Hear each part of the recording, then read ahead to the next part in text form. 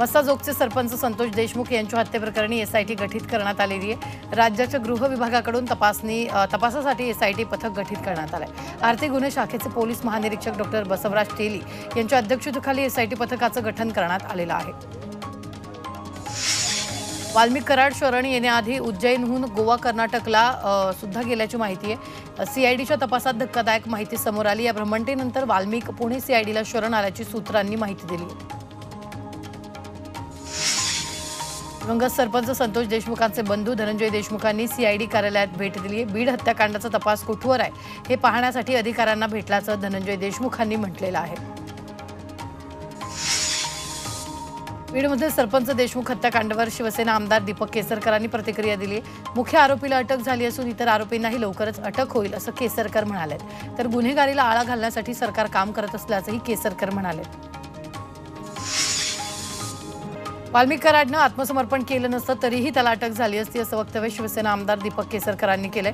कराडच्या कुटुंबाची आणि संबंधितांची बँक खाती सील केल्यामुळे त्याला पोलिसांना शरण यावं लागलं असंही केसरकर म्हणाले। संतोष देशमुखांच्या मारेकरांना अटक करा या मागणीसाठी गेल्या काही दिवसांपासून बीड जिल्हाधिकारी कार्यालयासमोर उपोषण सुरू आहे। उपोषणकर्त्याची प्रकृती खालावली असून धनंजय देशमुखांनी उपोषणकर्त्याची भेट घेतली। शिवसेना आमदार अब्दुल सत्तार यांनी सत्कार सोहळ्यानिमित्त संभाजीनगरमध्ये जोरदार शक्ती प्रदर्शन केले। यावेळी अब्दुल सत्तारांनी मी पुन्हा येईनची घोषणा दिली। मी पुन्हा येईन म्हणत सत्तारांनी 2.5 वर्षांनंतर मंत्रिमंडळात पुनरागमनाची आशा व्यक्त केली। शरद पवार आणि अजित पवारांनी एकत्र यावं ही आमची सुद्धा इच्छा आहे अशी प्रतिक्रिया खासदार रामदास आठवलेंनी दिली आहे। तर शरद पवारांनी एनडीए सोबत यावं असंही आठवले म्हणाले। दोन्ही पवारांनी एकत्र यावं ही कार्यकर्ता म्हणून माझी ही भावना आहे अशी प्रतिक्रिया राष्ट्रवादीचे आमदार अमोल मिटकर यांनी दिली। तर याबाबत कुटुंबातील लोक एकत्र येऊन निर्णय घेतील अशी अपेक्षा असल्याचंही मिटकरी म्हणाले। कोकणात उद्धव ठाकरेंना मोठा धक्का बसण्याची शक्यता आहे। माजी आमदार राजन साळवी पक्षाला रामराम ठोकण्याची शक्यता आहे। निवडणुकीत आणि निवडणुकीनंतर वरिष्ठ नेत्यांनी दखल न घेतल्याची भावना त्यांनी व्यक्त केली आहे। उद्या दुपारी 12 वाजता मंत्रालयात राज्य मंत्रिमंडळाची बैठक पार पडणार आहे। खातेवाटपानंतरची ही पहिलीच मंत्रिमंडळाची बैठक आहे। या बैठकीत बीड आणि परभणी घटनेसंदर्भात चर्चा होण्याची शक्यता आहे। प्रकाश आंबेडकर यांनी आरोग्य विभागाचा पदभार स्वीकारला। यावेळी त्यांनी मंत्र्यांना पदभार स्वीकारण्यास का वेळ लागतो यावर प्रतिक्रिया दिली आहे। खातेवाटपावरून कोणाचीही नाराजी नसून सोयीनुसार सर्वजण मंत्रिपदाचा पदभार स्वीकारतायत असं वक्तव्य आंबेडकर यांनी केलं आहे। राष्ट्रवादीचे नेते नरहरी झिरवाळ यांनी मंत्रिपदाचा पदभार स्वीकारलाय। झिरवाळ यांच्याकडे अन्न आणि औषध प्रशासन खात्याची जबाबदारी आहे। माझ्या विभागाची जबाबदारी मी व्यवस्थित पार पाडेल अशी प्रतिक्रिया झिरवाळ यांनी दिली। महाराष्ट्रात बोगस औषधांचा विषय गंभीर असून बोगस औषध प्रकरणाची चौकशी करणार असं आश्वासन आरोग्यमंत्री प्रकाश आंबेडकरांनी दिले। शासकीय रुग्णालयातील औषध तपासणी केली जाणार असल्याचंही आंबेडकर म्हणाले।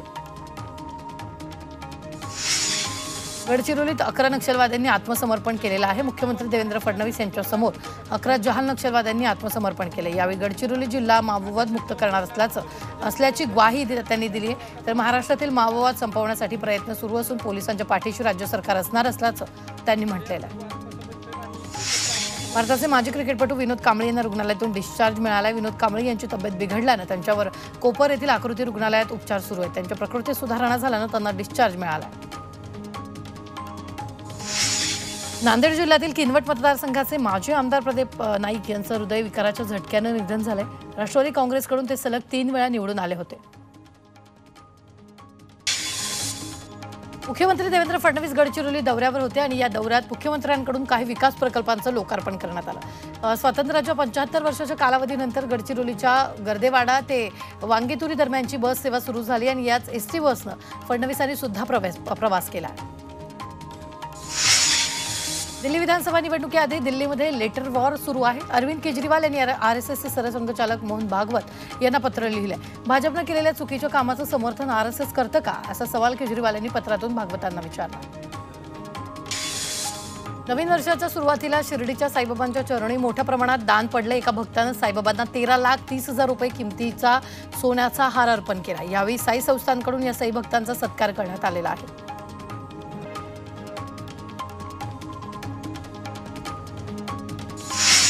वर्ध्यात नवीन वर्षाच्या स्वागतानिमित्त सामूहिक हनुमान चालीसाचं पठण करण्यात आले। श्रीराम मंदिर देवस्थानच्या वतीनं हा कार्यक्रम घेण्यात आला। गेल्या 2016 पासून हा उपक्रम सातत्यानं राबवला जातोय। नवीन वर्षाच्या पहिल्याच दिवशी लोणावळ्यातील एकविरा देवीच्या मंदिरात भक्तांनी गर्दी केली आहे। आगरी कोळी समाजाचं श्रद्धास्थान असलेल्या एकविरा देवीच्या दर्शनासाठी पहाटेपासूनच भक्तांच्या रांगा लागलेल्या होत्या।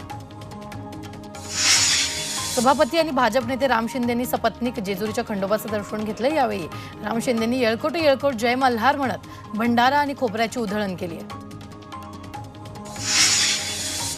नागपूरच्या श्रामभूमी जन्मस्थान यात्रेचं आयोजन करण्यात आले। महसूल मंत्री चंद्रशेखर बावनकुळेंच्या हस्ते शुभारंभ झालाय।